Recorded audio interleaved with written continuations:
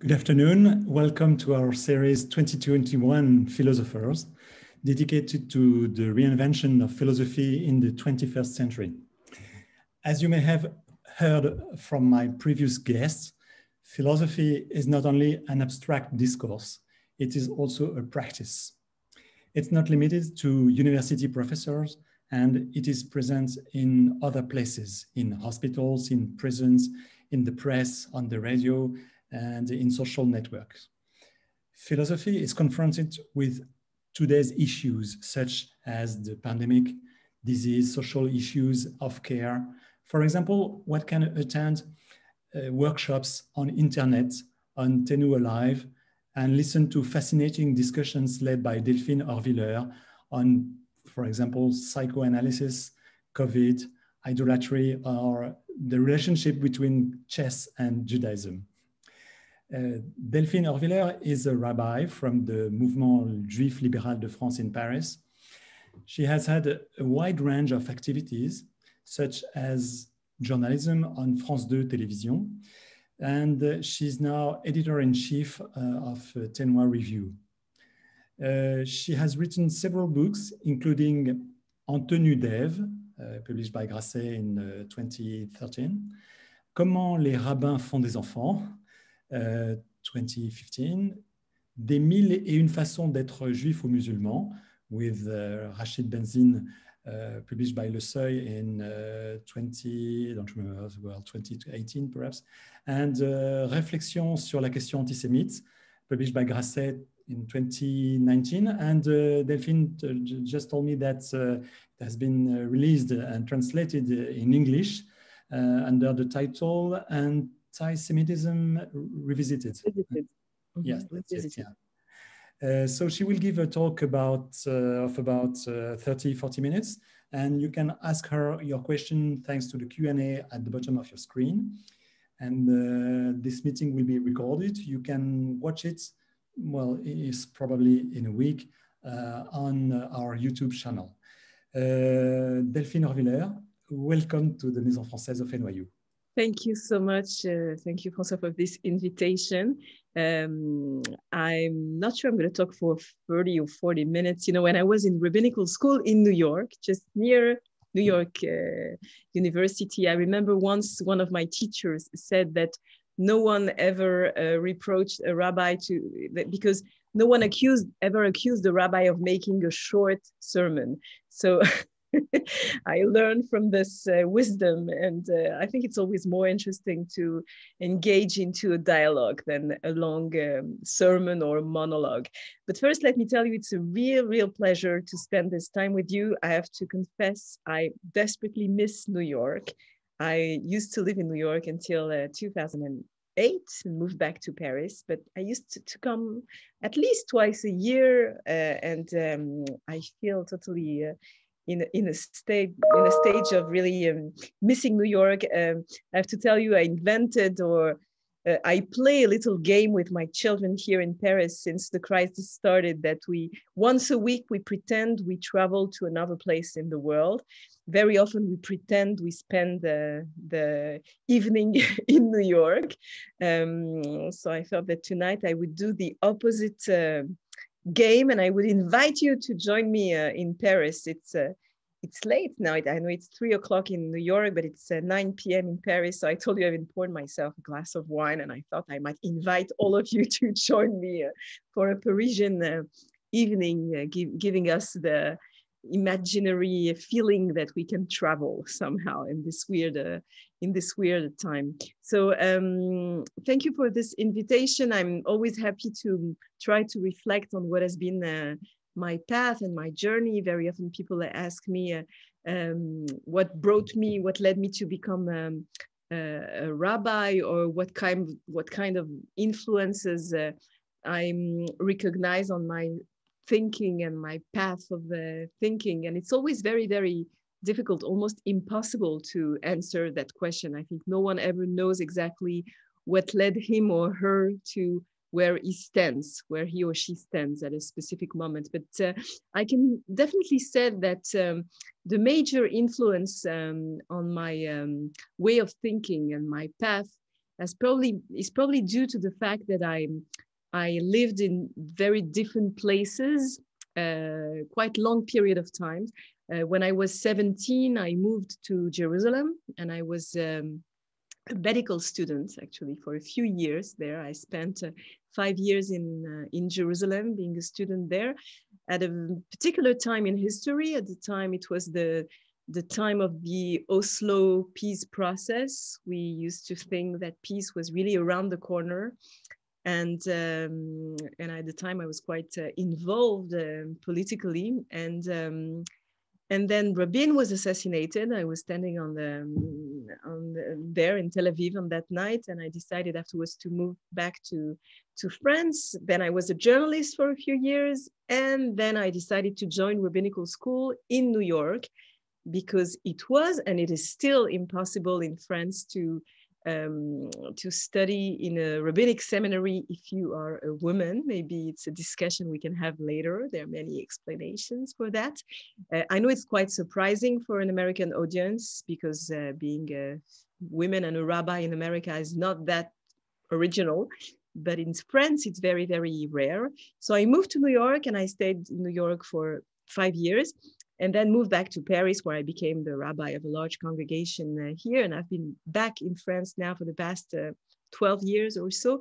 But I can definitely say that this experience of living in Israel, growing up in France, living in Israel, and moving to America has been a very powerful, has had a very powerful impact, I think, on what I became.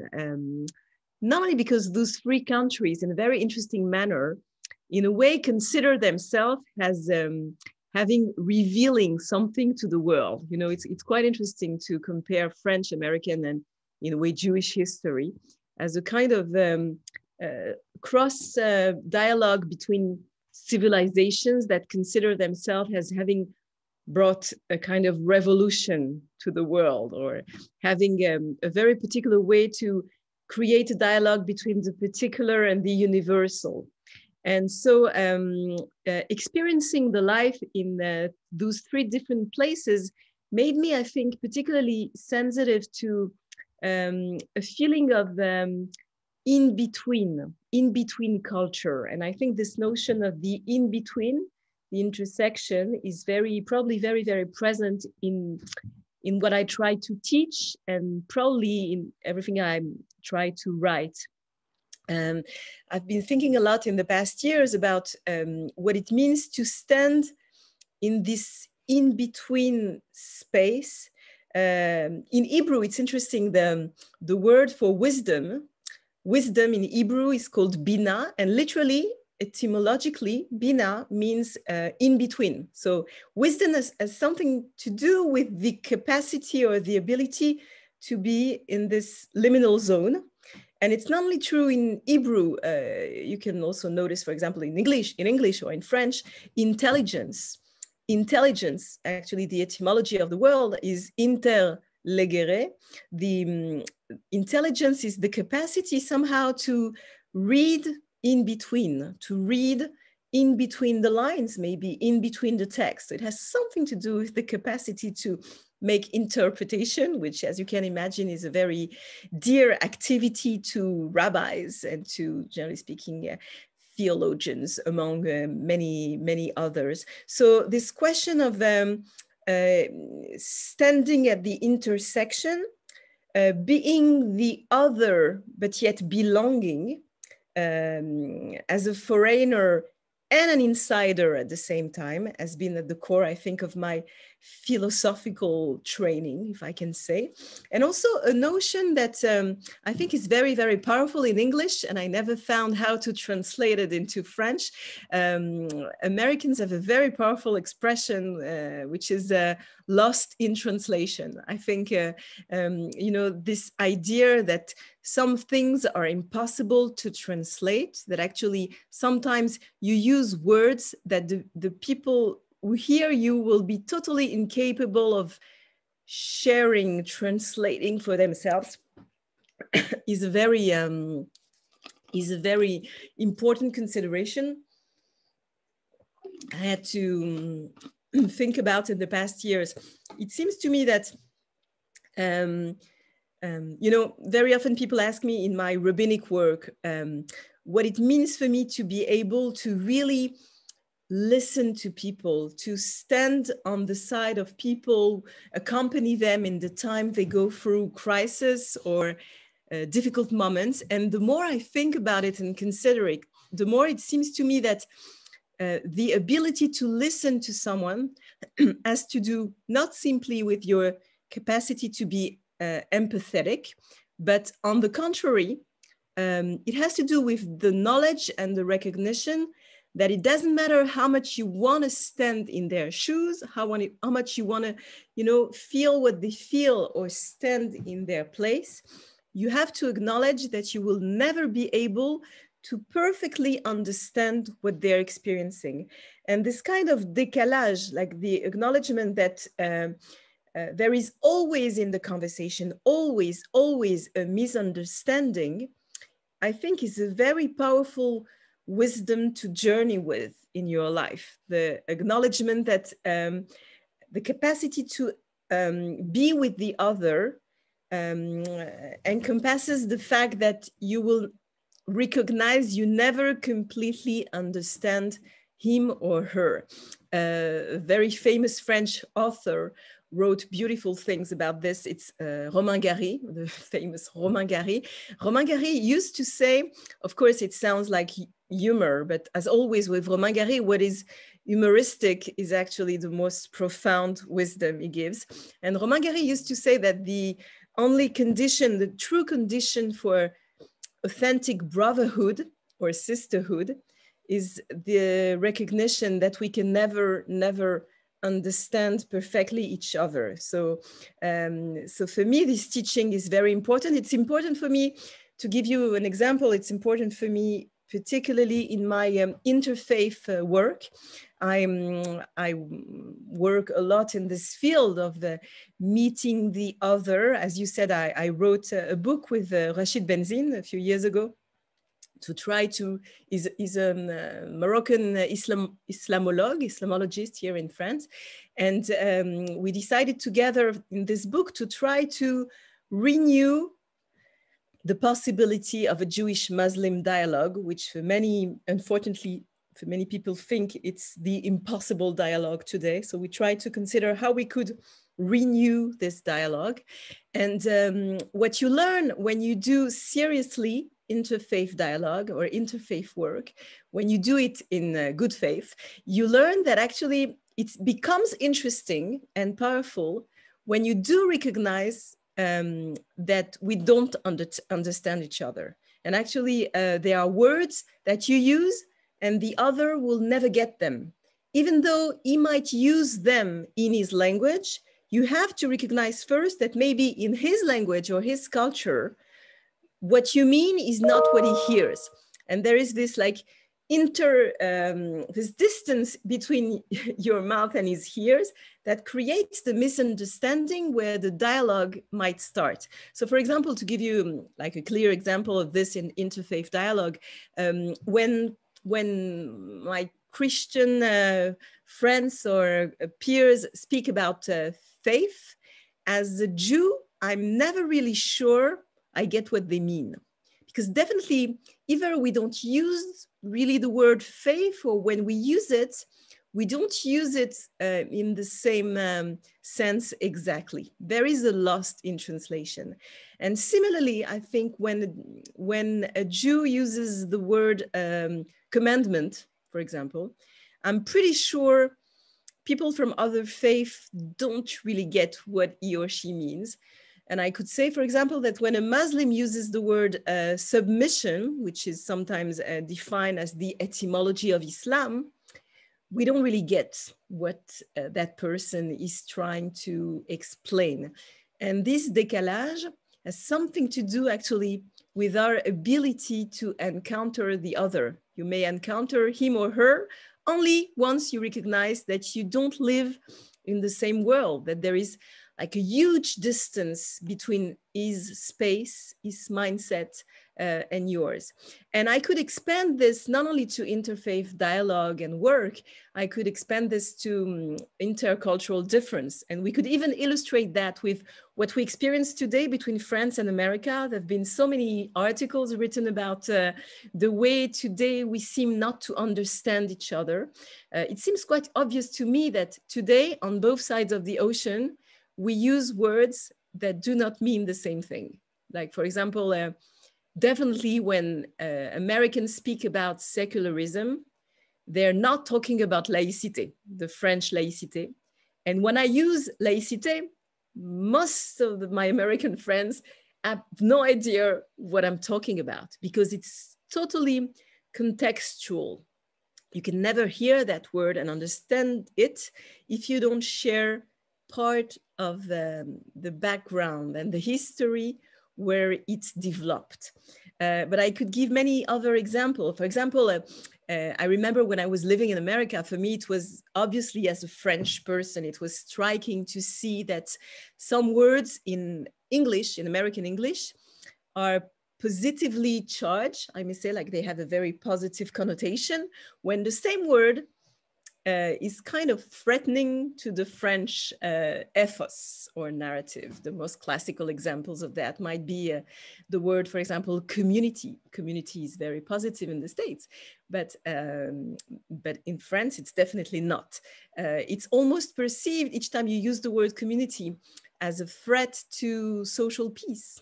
You know, when people speak in the name of their community in France, it crystallizes a kind of threat or danger for many people.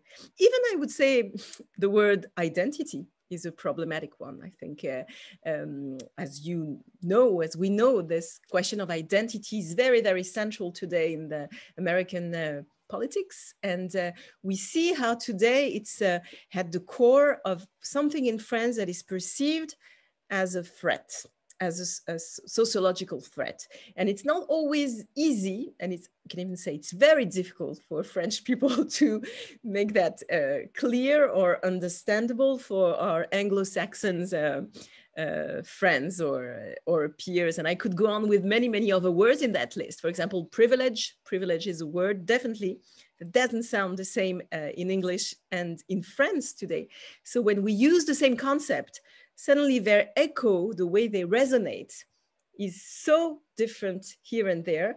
And the dialogue is possible only when you start the conversation acknowledging that there is a loss in translation. So as I told you, after I lived in Israel for a few years and then in New York, I decided to move back to France, and I became the third female rabbi in France. The first French rabbi ordained in America. And for me, it was a very interesting journey to move back to France, because for a few years I experienced being kind of in a norm, I would say, in a religious thought in America, where the majority, especially I think in the Jewish community and definitely in New York, relate to a more progressive version or liberal version of Judaism. And I moved back to France and to Paris to lead a congregation where I had to experience suddenly, very, very strong resistance to women in the rabbinate, definitely. But also the fact that suddenly for a few years, I was a kind of, I don't even know how to say it in English, a kind of a circus person, like, saying I was a woman and a rabbi was almost like saying I was a woman with a beard, or,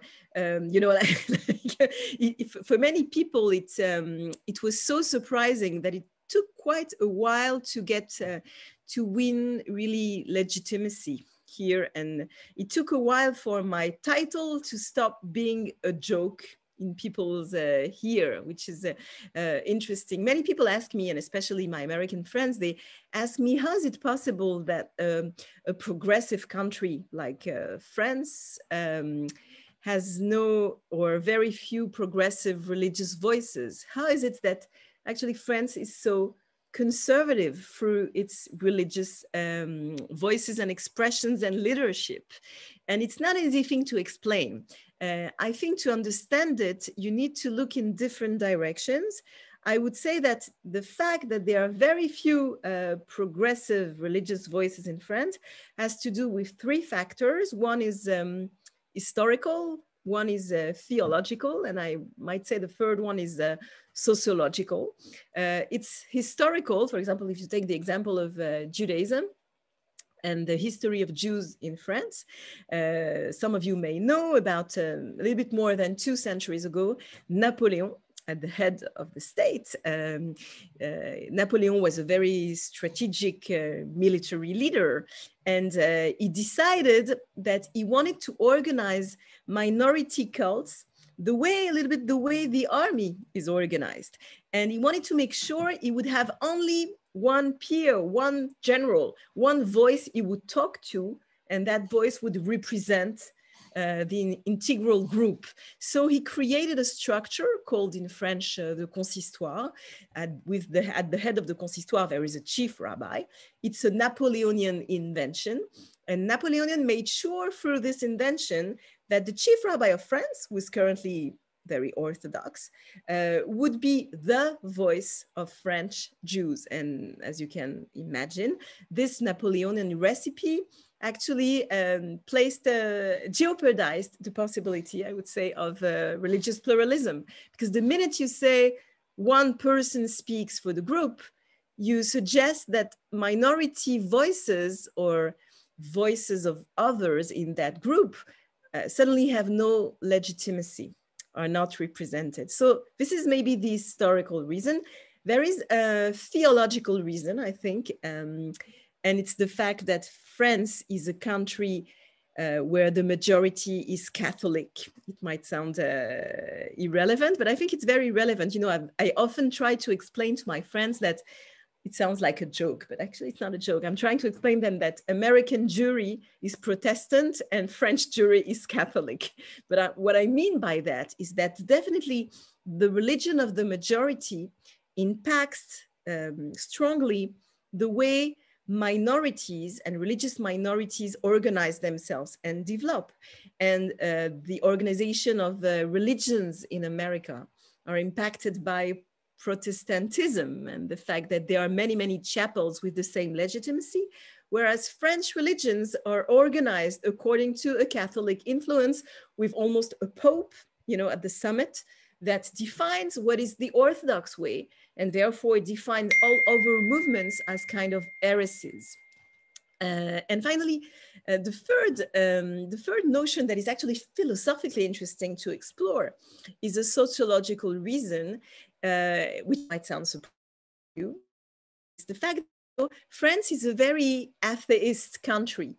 Many people feel very, very detached from religion here. And because in many people's life, religion is not that important compared to the role it plays in the American society, for example. Therefore, I often meet here in France people who consider that they don't expect religious leaders to fit their ideologies. So when they put a step in a church or a mosque or a synagogue, they don't necessarily expect the leader to fit their political views. And if suddenly the priest or the rabbi is very, very conservative in his speech and speak that way about women, about strangers, about LGBT people, whatever, you know, you can expand it to many, many directions. So they're not that bothered, you know, because in a way, religion for them is just like, you know, a museum. You know, it's not something that is supposed to somehow, it's not important enough for you to expect the leaders or the institution to fit your ideology. So it's the paradox of a non-religious country, is that somehow, sometimes it ensures that its leader remain very, very conservative because they are not expected to change or to evolve. So as you said, François, I was lucky to teach and to publish quite a lot in those recent years when I moved back to France, probably because of what I experienced as the resistance against my role as a woman and a rabbi. I decided to write a book about femininity. In French, it's called En tenue d'Ève, and it's translated as In Eve's Garment. And the book explores mainly the question, which is actually not a French question, an international question. All faith and all monotheistic faith have issues with femininity. Very often they will elegantly, you know, en sens, they will elegantly speak about women or the woman as a very elegant way of unlocking or enclosing the women in specific roles and specific places. What I always found interesting is that women in religion, femininity in our religious thought is always a matter of being an outsider to the system. But the way your outsider's position is expressed is that you're an outsider because you're locked inside.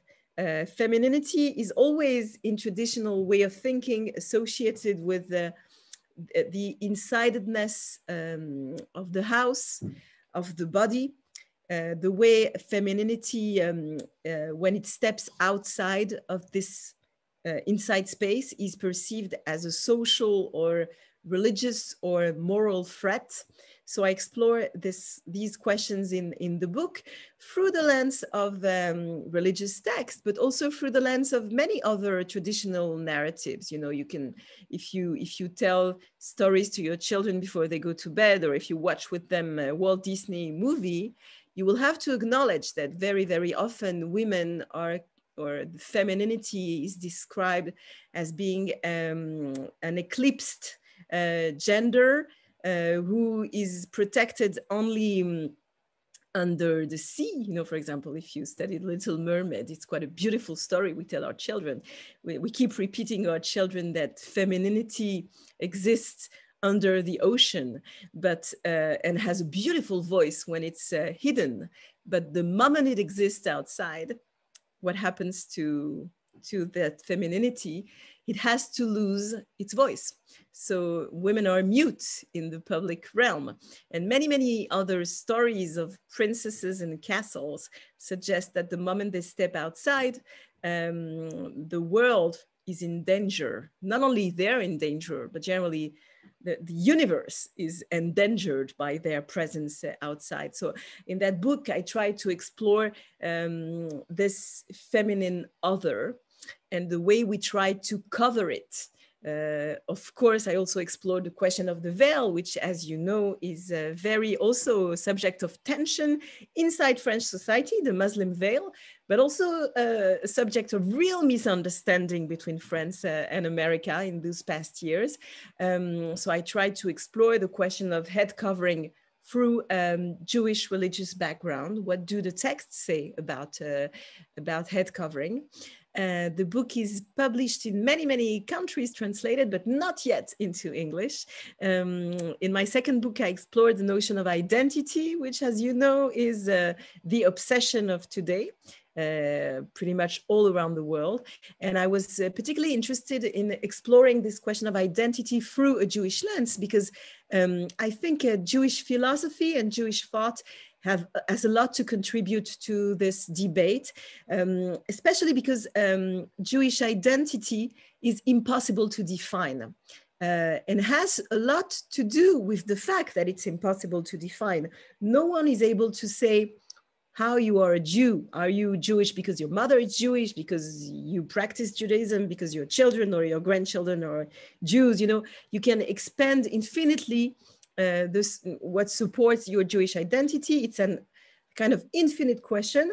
And Jewish identity has always something to do with the fact that you encountered the other. And therefore, it's almost a counter recipe to the identity crisis and the identity obsessions we are witnessing today. Many people define identity as a kind of a purity, like your true and authentic identity as something what your ancestors were, and in a pure way, in an authentic way, and something you try to re-own, to be again, as if, you know, time and history and your encounter with others had somehow polluted you or contaminated you in a way that you stopped being truly yourself. You probably know this discourse. And I think what is interesting is that Jewish thought and Judaism has exactly a counter recipe to the question of identity. It keeps repeating that you are yourself when you leave the place of your birth. You are truly yourself when you stop being where you were. The perfect example for that is Abram. Abram is recognized as the father figure in Judaism, but it's the father figure in all monotheistic faith. He's recognized as the patriarch. And the story of Abram is very meaningful in that matter, because Abram becomes the hero, and he becomes Abram because he heard a call from God telling him, leave the place of your birth, leave the house of your father, and go where I tell you. And this, the very fact that he quitted, he left the place of his birth, made him eligible or legitimate to be the father of religions. And this is where the paradox stands, because very often people who speak today in his name, very religious people who claim that they are the true heirs and faithful to the message of Abram, are paradoxically people who tell you that you should stay precisely where you were born, that you should go back to the place of your birth and to the practice of your fathers. So actually, when they pretend they are the true children of Abram, somehow they are very, or specifically, unfaithful to the call he heard. I mean, you know, think about it philosophically. Are you the child of Abram when you listen blindly to what he tells you to do? Or when you do to him what he did to his father, when you reproduce his path? And what I'm saying now about Abram, I could say about other models, religious models in the narratives, but also, you know, not only in the Jewish Bible, but also, you know, in Christianity or in Islam. It's quite interesting to pay attention to the fact that the heroes in those texts are always people who leave the place of their birth. Like Jesus, by definition, is someone who left his parents and take the road and, you know, goes up to Jerusalem. Like, he abandons the place of his birth to move forward. And Muhammad does exactly the same. And it's quite interesting that the Muslim calendar, the Hijr, starts with the exit of Muhammad from the place of his childhood, the place of his birth. So all those narratives have something to do with creating an identity, not by being unmoving, but on the contrary, creating a true identity by the ability to change the place of your first anchor. So this is what I explored in my book about identity. But I could say that this question for me is so central, but it's actually explored in all of my books. The book that has been translated to English, and actually it was released today, so I'm quite moved to talk to you today, because today the book was released into English, Anti-Semitism Revisited. I tried in this book to explore anti-Semitism through a different lens. There are so many books about anti-Semitism. Unfortunately, history gave us many opportunities to write books about anti-Semitism. But I noticed in recent years that many books had been written through an historical view or psychoanalytical or political perspective.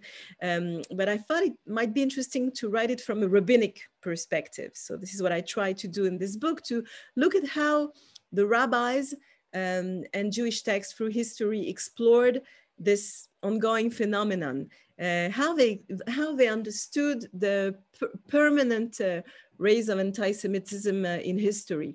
I mean, obviously the rabbis don't have a secret recipe against anti-Semitism. I mean, if they had, it would be very useless, as we noticed. It wouldn't work really well. But they don't have a recipe against it. But I think with a very sharp view, they're able to notice what are the conditions in a society that enable this hate to grow. And for example, they notice something that we witness in today's society, so we shouldn't be surprised. They pay attention to the fact that each time a person or a family or a group or a society becomes obsessed with its authentic identity, each time people are convinced that they can be truly and purely themselves, you can be pretty sure that soon they will accuse the Jews of preventing them from doing so. Like, Jews are always perceived to be kind of contaminating agents. You know, they are the ones who don't enable a society or a group to be purely or truly itself, because they play a very specific role in the anti-Semitic mind, I think. Jews are perceived to be both the same and the other. And this is, by the way, I think a difference between racism, simple racism, and anti-Semitism. Racism is most of the time about considering that the other is not like me, and therefore I hate him because of his difference and his otherness.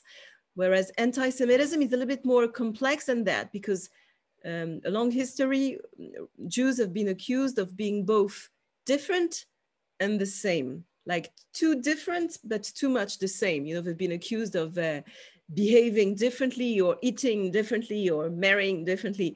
But at the same time, the most terrible attacks against them have always been made in history in times when they were more assimilated, when somehow, you know, people were asking if maybe their neighbor was Jewish and they didn't know, maybe their minister was Jewish and they didn't know. So this idea that the Jew is both just like me, but a bit different, has something to do with the anti-Semitism.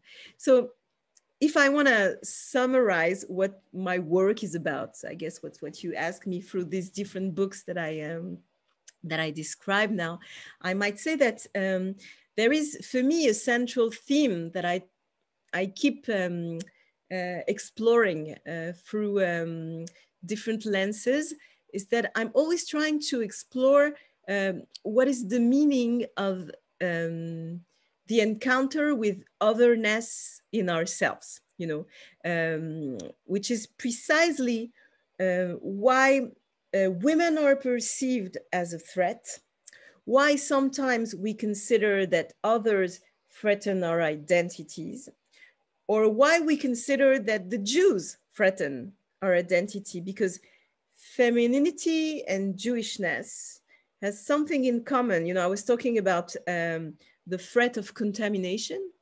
Both women and Jews have been accused along history, sometimes homosexuals too, have been accused of threatening, of blurring frontiers, of creating contamination and pollution in our world. So when people become obsessed with frontiers, you can be pretty sure that misogyny and anti-Semitism might be around the corner.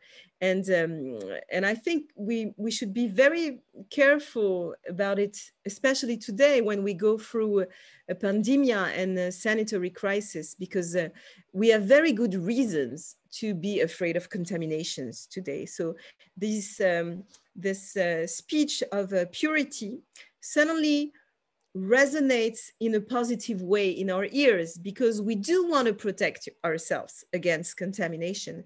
But when we speak that language, we should be really, really careful simultaneously to make sure that we make room for powerful and necessary contaminations in our life, contaminations of ideas, contaminations of stories. Of course, I could use more positive words, saying, you know, fertilizations or influences, and this might be a better choice. But I think we have to be careful, because in a time of sanitary crisis, there is a threat that we might be polluted by these ideas of purity even more than before. We hear in fundamentalistic religious discourses and sometimes in extreme political, in both sides of the landscape of the political discourse, we hear speeches of purity obsessions. And I think it's a very, very strong threat for all of us today. I will conclude maybe saying that I'm releasing a new book here in France in 2 weeks at the beginning of March. It's a book about death and mourning. Unfortunately, I had in my rabbinic practice in the past month, in the context of the virus, I had to accompany many families and people who went through terrible mourning and impossible mourning processes in the context of this corona crisis. And I decided it was a time to write about the way life and death dialogue in our life more than what we think. We tend to believe in our modern society that we can, leave death behind closed doors of hospitals and pretend that death will not knock on the doors of our lives. But actually this crisis proved us that it's not true. So I try to explore it through a Jewish lens, through Jewish text, and through my rabbinic experience, what I humbly learned about accompanying the people who are about to die, and how they can teach us life lessons until the end, and sometimes even beyond. Maybe I'm going to stop here and we can start having a dialogue, which is always more interesting.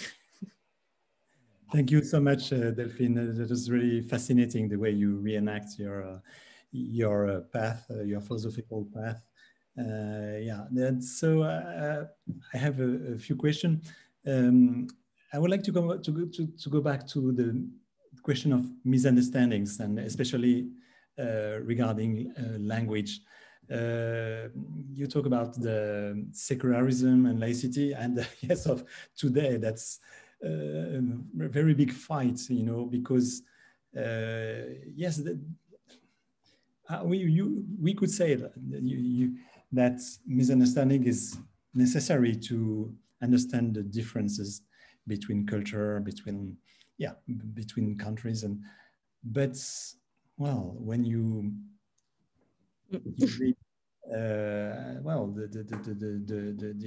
American press and about what happens now in France, that's very aggressive. There is no will to understand what it means, laicity. And on the other side, I think that that, well, for French people, just seeing, for example, the new president, swear on the Bible, yeah, Bible, and with the pastor or preacher, and for making reference to God, that's for French people, that's so shocking. So how is it possible to improve the dialogue and to make this misunderstanding more active, useful? Yeah. What would you say? Well, the metaphor, the allegory I would use is, there is maybe the reading of sacred text. When people read a sacred text, they can choose two options. They can consider that this text is true, whatever the context, or they can take into consideration the context. And I belong to the second group of the reader. I think that you can never understand the text without a context. I think you considerably impoverish your text if you don't pay attention to the context. And you pretend that what you understand is what it always meant. When you think that what you understand of a text is necessarily what the author meant, is a lack of humility. And sometimes it's even a bit stupid, I would say, even, like this inability to consider the context and the history of something. And it's exactly, for me, the metaphor that is useful to consider this dialogue today around understanding secularism and laicity. Laicity can be only understood if you take into account the historical context of France, you know, how this was developed, in the same way that American secularism is a pure, I hate this word, but I have to use it now, is a pure product of American history. And if you don't hear that context, so you impoverish, or you even have a stupid reading of a situation. To give you an example, undoubtedly French laicity developed in France and was created in reaction to the pressure, the coercive pressure that was exerted by religions upon individual.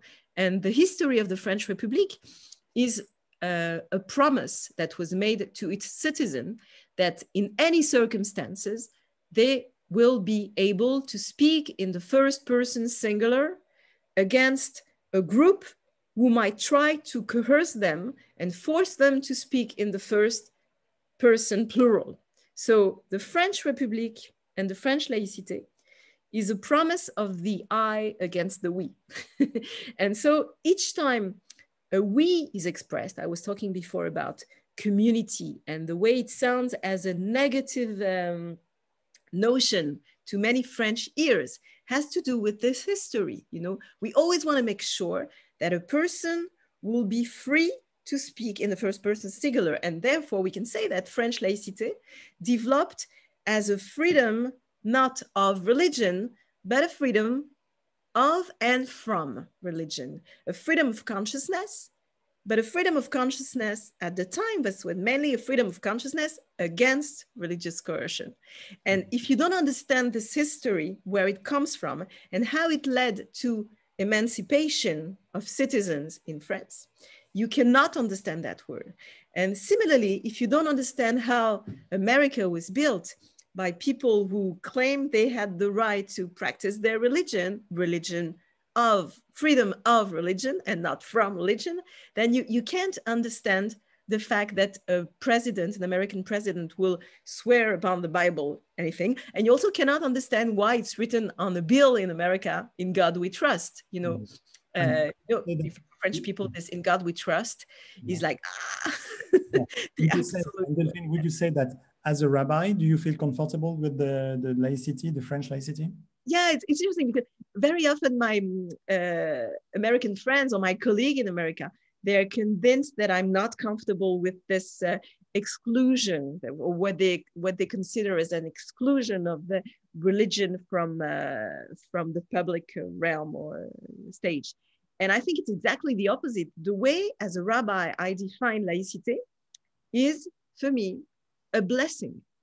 For me, I feel it's a blessing in the way I live my religion in France today, because the promise of laicity for me as a rabbi has to do with the fact that laicity guarantees, I would say, guarantees enough emptiness around me. It guarantees that my belief will never saturate. Can you say it in English? Like a saturation? Like it will never saturate the space, because there is always enough room outside of my belief for someone else's belief or unbelief. Laicité is like an infinite cadre. I say an infinite, like I'm using it now. Like it's an ability to create an infinite space that will never be restricted to my own belief or to the belief of my group. And this recipe for me is a very powerful one. So I know some people will say and argue, and partly they will be right, that this recipe today is going through a crisis. And actually that it's questioned from inside. And for some people it doesn't work. And indeed it's going through a crisis. And it would be dishonest from my part to say that it's not. Yes, it is going through a crisis, because today some people define in France laicité very, very differently from the way I define it. And we are going through now an interior, lost in translation, problematic around this notion. But I could say the same thing about American secularism, you know, and I wanted to say, thank God, America is also going through other crisis of definition. You know, the question, for example, of identity and politics of identity in America is not understood the same way by some and by others in America. And I think I mean, the definitions are under crisis. And I think we need to make sure this discussion is going on. But we are definitely not helping this conversation from abroad when we look at it with a kind of a disdain, you know, mépris, like you know, like simply considering that that the other's system is a lack of respect for individuals or for a minority. You know, we are not talking the same language. I'm going to give you another example.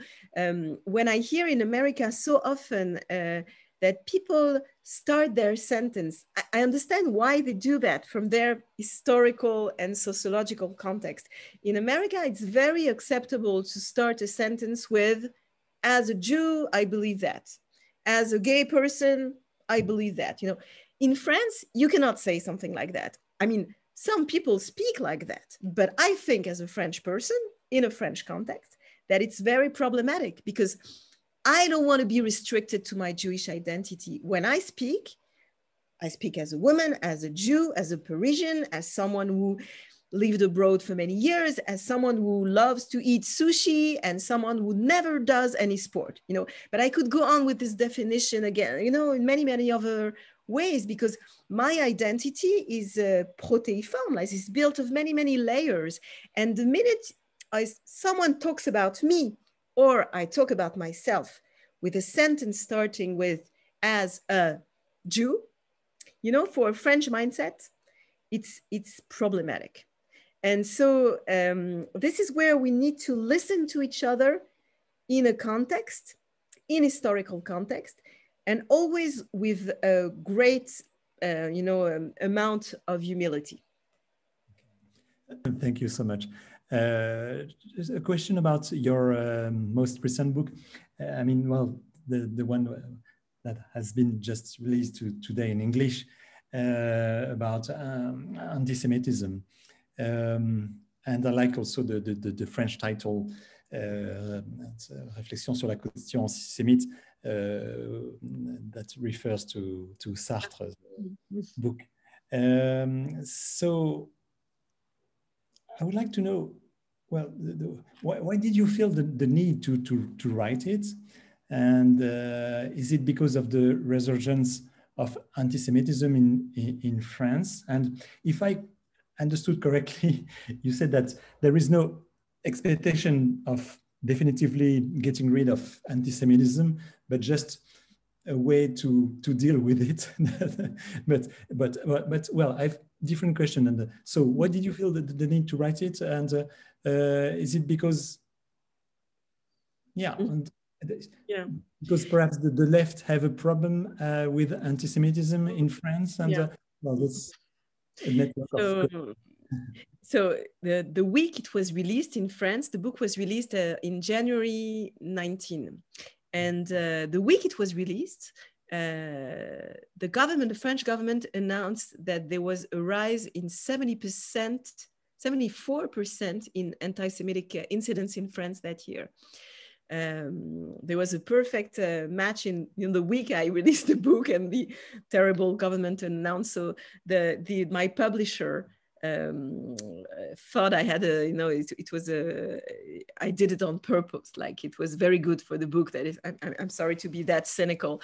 I'm laughing about it because I'm releasing now a book about death, and I started to write a book before the COVID-19 was around. So my publisher starts to believe that I have somehow a kind of prophetic, or that I'm somehow, you know, I'm moving the forces in the world. So I decided that maybe my next book should be about something really positive, and it might have an impact, hopefully. But more seriously, the book was released at the beginning of January. And you know, the reason why I wrote this book, obviously, yes, it has to do with the fact that from the beginning of year 2000, and especially in France, we experienced anti-Semitism being on the rise. But also many Jews in France started at the beginning of year 2000 to experience a kind of loneliness, facing this anti-Semitism and fighting this anti-Semitism, because the people in France who used to be our usual allies, let's say very often the left parties, historically heirs to the Dreyfus affair defenders. It felt to many Jews in France that suddenly we didn't know anymore who were our allies. It felt a very strong loneliness was experienced by French Jews for a while at the beginning of the year 2000 until 2000 and 2010, when French Jews were saying anti-Semitism is on the rise. Many people were pretending it was paranoia or an exaggeration. And things started to change slowly. In 2006, as you may remember, Ilan Halimi was assassinated. It's exactly 15 years ago this week. And I remember clearly being in the street in a demonstration after we heard about his assassination, and looking around me in the streets of Paris. And around me, there were only Jews, or most of the people walking in the street that day were Jews. And it proved us somehow, it showed us that we were suddenly kind of alone. And then 2012, the Toulouse assassination that you might remember, Jewish children are killed in their school, French school. And France is not demonstrating. You know, you might have expected millions of people to be in the street on that day, but it didn't happen. And again, for many Jews in France, and this moment remained a very strong trauma, I would say. Because when in 2015, January 2015, suddenly Charlie Hebdo assassination occurs, and immediately afterwards, the hyper-cacher terror attack. Now, millions of people are in the street in January 2015, but for many Jews, inside their head, there is this question, which is actually not a question because we know the answer. The secret question is, if it was only the hyper-cacher who had been attacked, would there be a demonstration? And the answer is probably no, because it didn't happen after Toulouse. So this feeling of loneliness probably, yes, influenced me not as a rabbi, but I would say as a French person and as a Jew, to try to think again about this permanent historical recurrence of anti-Semitism. But it would be dishonest from my part to say that just the news or recent history convinced me to write this book, because actually I think that as a Jewish thinker and as a rabbi, there's no way you can explore Jewish tradition and Jewish text without at a certain point asking yourself, why has there been always this hate against the people of Israel, the way the rabbis call the Jewish people? Where does it come from? What does it say, not about the Jews, but what does it say about the people who hate them? Because actually anti-Semitism never say anything about the Jews. You know, Jews have been attacked of being one thing and the opposite always in history. They've been accused of being too rich and too poor, of inventing communism and inventing capitalism. They've been accused of being too feminist or too patriarchal, and they've been accused of being, you know, this and the opposite. So it's not about them. It's about something they suddenly symbolize or represent or embody for anti-Semites. and for anti-Semitic minds, I would say. And this is, I think, a very important thing to explore any time in history, but particularly today, because as I said before, there seemed to be a pattern, and the pattern of anti-Semitism has very often to do with a moment when a civilization or a group becomes obsessed with purity and authenticity. And it happens to the Romans at some point. It definitely happened to the Nazis, but it happens today with different people, with religious fundamentalists for sure, but it also happens in a certain extreme right discourse. And it also happens, and this is maybe newer to some people, on the extreme left. You know, you hear a certain discourse of purity, of indigenous identities contaminated by the Western world, etc. You know, all this rhetorics of decontamination is actually, and that's where we should be careful, it very often goes well hand in hand with a kind of Pandora box of anti-Semitism that is suddenly open. So this is why I thought it was very important to explore it from a Jewish point of view. The book was very successful here in France, and for me it was quite, I have to say, a surprise, because the book is mostly based on Midrash, on rabbinic text and Talmud.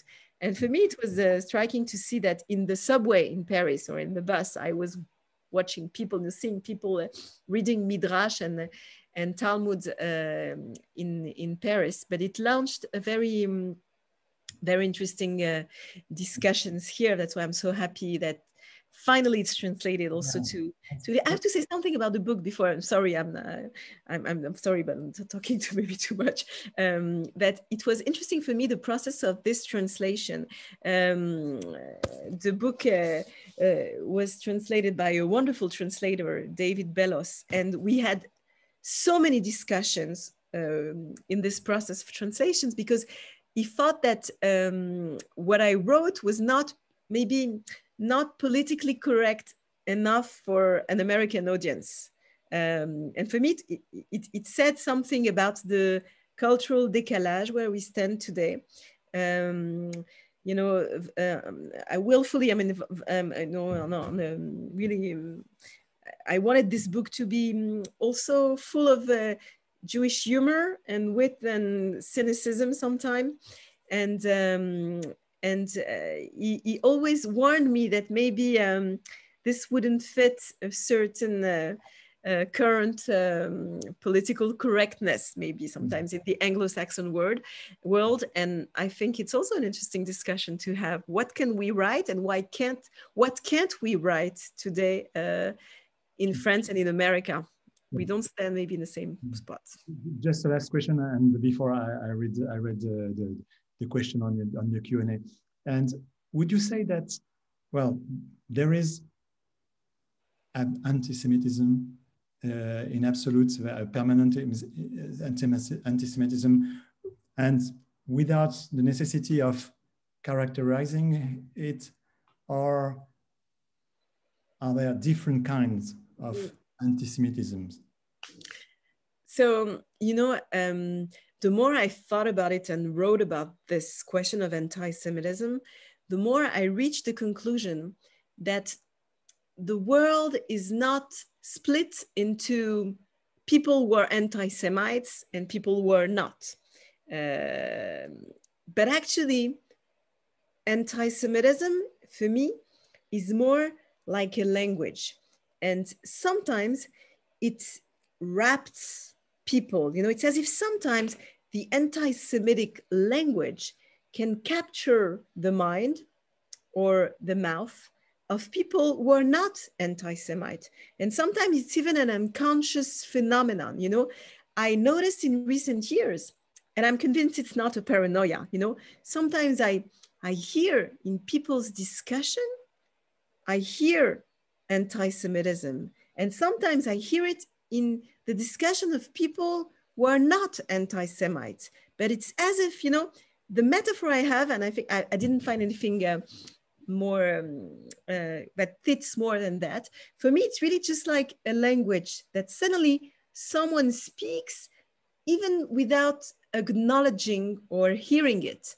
You know, the minute people start to talk about this idea, for example, of people controlling our fate and destiny and manipulating from above what happens to us, leaving us without any responsibility upon what happens to us. You know, this, you know, it goes hand in hand always with conspiracy theory. And it's no mystery because Jews have always been accused of manipulating and controlling the world, even when they're totally powerless, because they're always, you know, the scapegoat of a time when people want to surrender their responsibility. And very often I hear people who are definitely not anti-Semite, but they don't hear that somehow the Pandora box of the anti-Semitic language has been opened. It's been the case in France, for example, last year, there were all these yellow vest demonstrations in France. As you know, there was a very strong political contestation of Emmanuel Macron, people wearing yellow jackets, yellow vest. And obviously in a democracy, it's totally legitimate to have a contestation, like a demonstration against people who are in power. But very, very quick and in a very surprising way, yellow vest demonstrations were hijacked by anti-Semitic mottos. And it came somehow from nowhere. It seemed to come from nowhere. You know, you were driving in France, and suddenly you were seeing in the corner of the street yellow jackets guys and written anti-Zionist or anti-Jewish, pancarte, like expressions or signs on the side of the streets, and people were surprised. Were asking, you know, what's the why is it with the Jews? What's the relationship between your requests and anti-Semitism? And most of the people were not able to explain what was the relationship because people were not hearing actually which box they had opened. And I think, I mean, this question shouldn't be asked to a rabbi, but maybe more to a psychoanalyst or to someone who is concerned with the collective subconscious. But I think more than wondering if there are anti-Semites around us, we should always be aware of this language when it pops up around us. And sometimes maybe when it finds a way inside ourselves, you know, I think no one is exempt from a kind of anti-Semitic language that speaks through his mouth. Thank you so much. There are several questions, so I will pick some of them. I'm sure you know what wine I'm drinking. No, that's not. No, that's not the question. You could tell us. Is it Burgundy or Bordeaux? Yeah. So sometimes that's not a question, but I can read them. From Howard Schranz, I prefer the French version of secularism to American. I think the American version is much too weak to protect a secular society from religious intrusion. Unfortunately, the French version can never happen here. There is too much leverage that religious groups have to protect their interests. Do you agree? I always think it's very important to be self-critical of, I suppose this person is talking from an American point of view. I could, as a French person, I could express similar criticism of the French, recipe. I see today how sometimes religious individual here in France feel that they are somehow isolated because of laïcité, and we have really to be careful and to listen to their quest. I can give you an example of something that has been problematic in France in recent years: the question of the canteen, like the school restaurants, for example. What kind of food should be served in school restaurants? Should we take into consideration dietary religious needs of some children? Can you serve pork in school restaurants? Should you obligate children to eat certain things, non-kosher or halal meat? Should we offer vegetarian meals in school restaurants? No, those questions obligate the French laïcité to consider the very subtle limits or frontier between equality, principles of equality, and recognitions of particularisms. And we have no perfect answers to this question. Okay. Another remark. The separation of church, oh, sorry, where is the question? Yes, the separation of church and state is not well established in the US. And it looks like in the future, the Supreme Court will blend that concept even more so. Another remark, you hit the nail on the head. The French laïcité is great. It is especially preferable for us atheists. So, well, I didn't intend it to be the spokesperson for the French. Yeah. In my book coming up in France now in 2 weeks, I'm speaking a lot about laïcité because I'm. Even though it's a book about death and mourning, as I said, I'm telling the story of this moment where I had to accompany, after the terror attacks at Charlie Hebdo, I was the rabbi who officiated at the funeral of Elsa Kayat, who was murdered at Charlie Hebdo editing room. And for me, it was really, for many of us, but I would say for me personally, in my rabbinic path, it was a very, like a life-changing moment that I was standing in this cemetery, officiating as a rabbi at this funeral, but I was standing in front of the survivors of Charlie, who are very anti-religious. You know, Charlie's spirit, very provocative against religion. And it was a very powerful moment to realize how much we shared. It created between us a very, very strong bond. And afterwards, the team of Charlie came a few times to Shabbat services in my synagogue, and we wrote together articles, and it was really a life-changing moment. And I have to tell you a very short story. On the day of Elsa Kayat's funeral, her sister came to me and she introduced me to the Charlie Hebdo's team and everyone. And she said something so striking. She said, I introduce you to Delphine Horvilleur, but she's going to lead the ceremony, but don't worry, she's a rabbin laïque. She said, don't worry, she's a secular rabbi, something like this, or laïque rabbi. And I really didn't know how to react. And I was thinking, oh my God, what are they expecting from me? But at the same time, this sentence was so meaningful on that day that, you know, this title of being a secular or a laïque rabbi, I somehow reclaimed it so often afterwards. It became really a pride and a true definition of what I aspire to be very often. A question from Cassandra Langer. How do you deal with the patriarchy and women's creativeness in relation to the environment, as in ecofeminism? For example, Helen Elon's confrontations with the rabbis at the Jewish Museum, or working with Palestinian women in Israel? So I'm less up to date with the question of ecofeminism, I have to admit. I'm involved with, as I said, with interfaith work, with Arab leaders, and with Palestinian voices and leaders. And I do believe that the question of women and feminism in religion is critical, because the way I would express that is that I think that as long as our religions make no room for women and femininity, they will make no room for any other with a big O.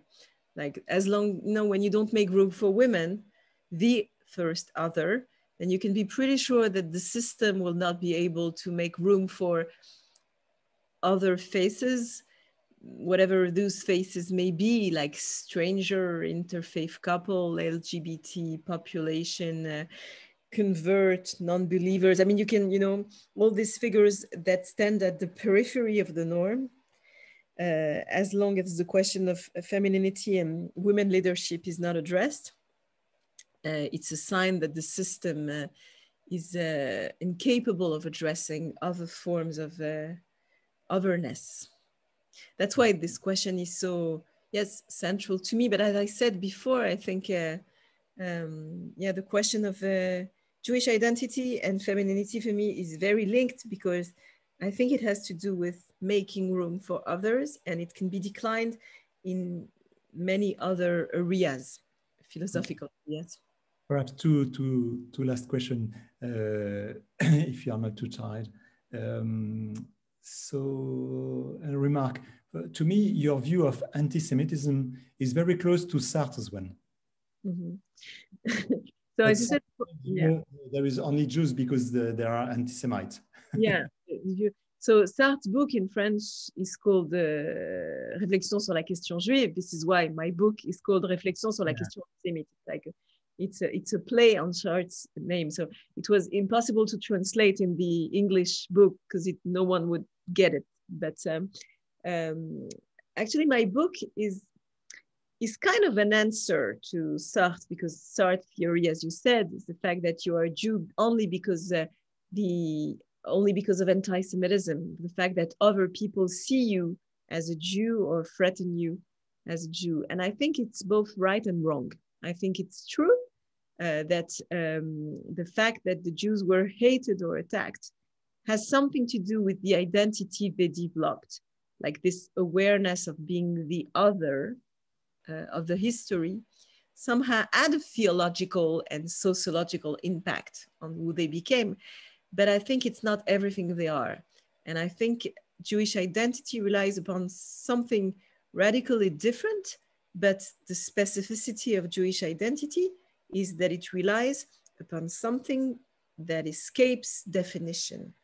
And because it responds to an infinite proposal of definition, as I said before, no one is truly able to say what makes him or her Jewish. And this unending identity, for me, is very different from what Sartre tried to define as the core of Jewishness. It's not only about the other's gaze, it's about something that stands in you, like a profound spot in you that you're unable to truly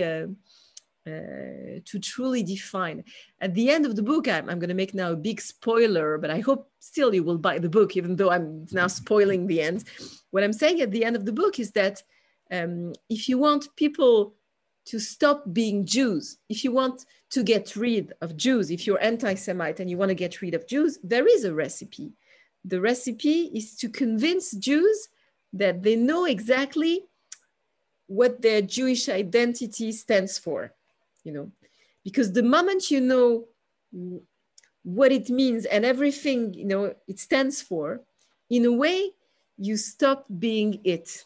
You see what I mean? It's kind of complex to explain, but the question is what enables it to stand, and the minute you solve the question, the minute you have a resolution, you exit this identity, actually. This is why I think, by the way, sometimes Zionism is a challenge to today's Judaism, because sometimes some Zionist recipes suggest that Zionism is like the solution to Jewish identity, the end of the question. And there can be no end to that question, because the question is the condition of the Jewish existence. And I don't think that Sartre would have agreed with that when he wrote that book, maybe later, but in 46, when he wrote that book, you know, for example, in Réflexions sur la question juive, he has an entire chapter, or even few chapters, about this notion of Jewish authenticity. And I think, what is an authentic Jew? And I think that it doesn't exist. Such a thing doesn't exist. I have no idea what is an authentic Jew. You know, as a rabbi, and you will not be surprised at that, so often people turn to me and they start their sentence, you know, they start the conversation saying the same sentence. They tell me, I'm not a good Jew. You know, it's a very famous Jewish sentence to say. And each time I have to tell them, you know, this sentence makes you a pretty good Jew. You know, like if you were to tell me I'm a very good Jew, it would be suspicious. But starting your sentence with, I'm not really authentic, demonstrates your authenticity in a very powerful manner, I think. So last question from Stacey Ems. Congratulations. I'm saying hi. Congratulations. How do you believe the pandemic will permanently change Judaism for the better or worse? Your book on death and mourning is a great and sad example of how COVID has changed how we practice. Yes, indeed, as many of you might have experienced in worshiping places, not only in Jewish worshiping places, but pretty much everywhere, the way technology has entered our cult and the way we pray, the way we think, the way we study, the way we interact now, I think we'll have no turning point. I think we entered a new era. You know, I see in my synagogue, for example, now we stream every Friday and Saturday the services. And I know that even when people will be back in synagogues, the congregants will ask us to continue this practice because they got used to this. But we really do need to think what are the impacts of this technology. And it's not only true for worshiping, by the way, it's all probably true, for example, of the conference we have now. I'm thinking that if you had invited me to New York, which I think you will one day, yes. If you had invited me to New York to give a conference, I guess that the people following us now would have turned off their cell phone. Maybe they would have more or less politely listened to me.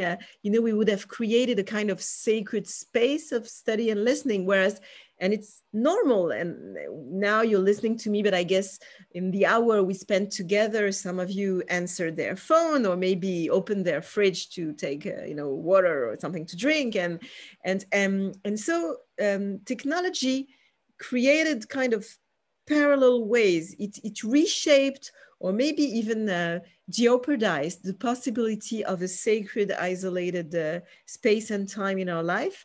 And we need to take that into consideration. But religious thought, just like any other thought, living thought, is alive when it's able to deal with the new, to deal with the inédit, which was not expected.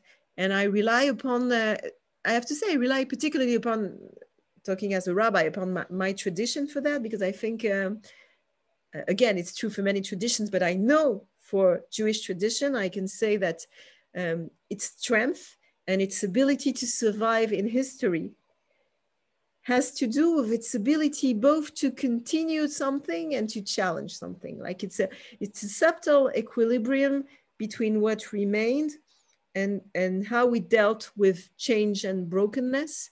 So I guess it's going to be the same challenge. We're going to have to make sure that something of what was remains, but we also don't pretend we're going to go back to what was before, but on the contrary, we'll be able to walk with the broken pieces of the past. You know, maybe I'm going to end with this very rabbinic and biblical image. When Moses comes down of Mount Sinai in the Bible, you remember what happens. He has the tablets of stone in his hands and he breaks the tablets.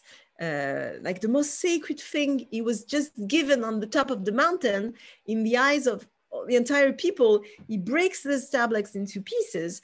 And the rabbinic legend says that for the 40 years of their journey in the desert, the people had to carry the broken pieces of the tablets, because we need to move on our journey, not with the illusion of wholeness, but we have to be able to continue our journey with the awareness of the broken and the shattered in our life.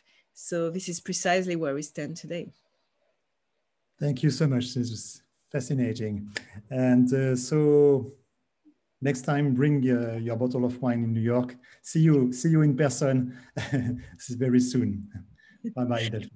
Thank you very much. Take care, all of you. Goodbye.